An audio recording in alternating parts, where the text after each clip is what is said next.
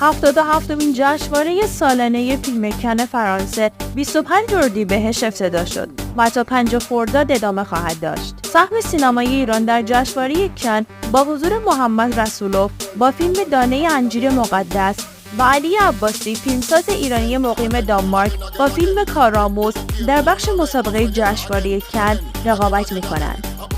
صدف طاهریان بازیگر و مدل ایرانی، زر امیر ابراهیمی بازیگر و فیلمساز ایرانی در روز افتتاحیه روی فرش قرمز حاضر شدند.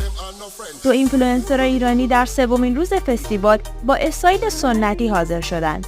بهامین با لباسی الهام گرفته از طرح و نقش فرش ایرانی از مزون زیما و طراح لباس برند زیما پگاه خسروی با لباسی از طرح سربازان هخامنشی در این فستیوال شرکت کردند.